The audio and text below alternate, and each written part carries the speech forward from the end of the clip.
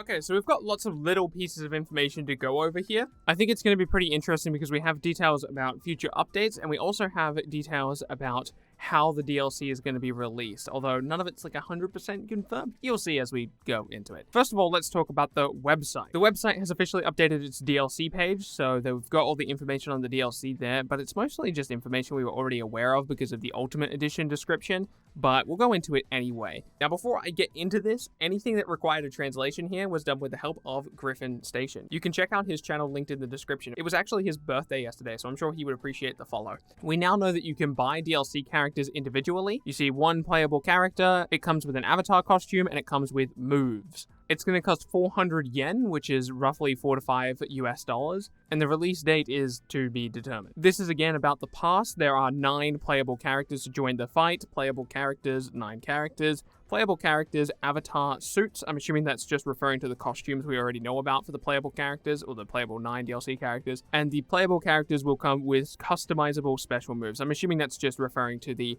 previously mentioned moves that we saw in the previous graphic.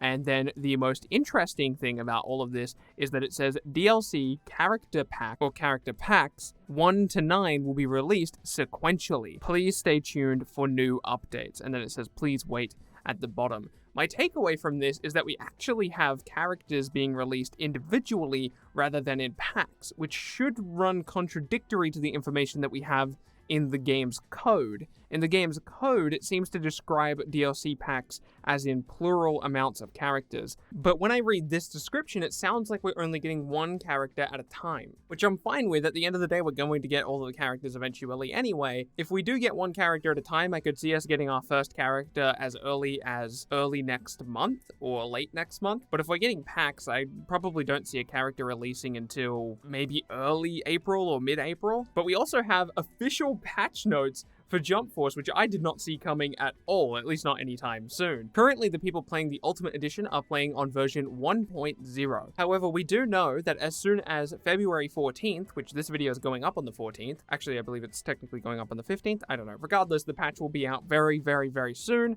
In fact, I would imagine by the time this video is out, the patch will already be up. I won't know because I'm going to be asleep at the time, but the patch should be live now, if not within the next 12 hours. We're going to get version 1.1 and version 1.2. We will not get the contents of version 1.3 until some other time during February. So what does the update actually include? It includes avatar suit or suits. This is just costume stuff. We don't know exactly what it is. We won't know until we boot it up. We do know that there's improved story events. Again, we're not sure what that means, but I'm assuming it's going to be modifications to cutscenes. We then get improved stability, improved loading time, and bug fixes. This is specifically about a bug on PlayStation. If you're on the other platforms, you shouldn't be experiencing that bug, so you should be fine. And then the battle improvements.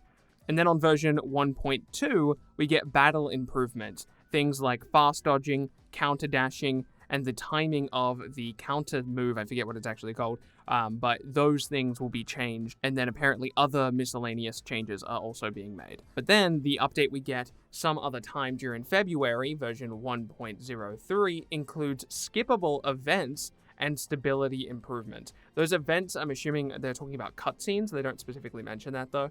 And then they also mention things we intend to work on in the future. They mention loading into a lobby, reducing the time that takes. They mention battle adjustments, which is again probably balancing and stuff like that.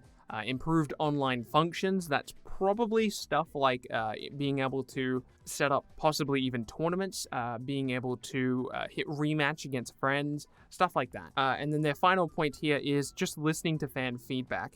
And then they also mention that release dates are subject to change, and don't take any of this as set in stone. Another kind of smaller thing that's pretty exciting for those of us on the PC platform. Earlier today, a patch installed. It wasn't like a patch for the actual game itself, but it was an update to the Steam client that includes Jump Force Workshop content, which means, or at least my interpretation of that, keeping in mind that it had literally no backup information, it looks like Jump Force is going to support the Steam Workshop, which means downloading and accessing multiple files is going to be very, very easy. And that's very exciting information to have. Assuming that's the case, you can expect a pretty large amount of modding content on this channel in 1440p, mind you. As you'll probably already know, in the game right now we have J skills. I'm actually not sure exactly what the function of J skills are. I don't really use them. But what we do know is that there should be more on the way, because we've noticed things in the game files that I think are J skills that will be tied to future DLC characters. Like I've said for some time, I think Kaiba's a DLC character, and we've found one-liners, meaning lines of text that don't seem to lead to conversations, are in fact in the code of the game. I believe these are direct quotes from the series. I could be wrong, but things like worthless, worthless, worthless doesn't necessarily seem like something they would say in-game for any reason, unless it was maybe an intro or an ending dialogue. And then it says, the ultimate killing machine, commence the duel, Isono. For people who don't know Isono, it's literally just like a random Yu-Gi-Oh character. I say random Yu-Gi-Oh character. He's a relatively important character. He's like an underling to Kaiba. More connection to Kaiba. Again, I'm pretty confident DLC characters are going to come with some type of story content, and that's why we're hearing so much about Kaiba. Another thing to suggest that there will be some type of PvE content with the DLC characters is that there's lines of code in the game referencing raids, and we don't currently have access to anything that would be described as a raid. I think Kaiba is going to be our first DLC character. I'm going to be very interested to see what content is updated in the game once we have access to this new patch that should be coming on the 14th. It will be interesting to see what information we can gain from that patch as far as data mining is concerned. So that's it. It's a bit of a news roundup. There was a lot to go over, but nothing to really sink our teeth into, nothing that really deserved its own video. But I really wanted to go over all of this information just to give you a general idea of what's going on in the community right now. I've got a video about Create a Character coming out really soon, like within the next 4 hours or so. So make sure you're subscribed for that. Leave a like on the video. It helps other people find it. My name's been Bilbsy, and I'll see you in the next video.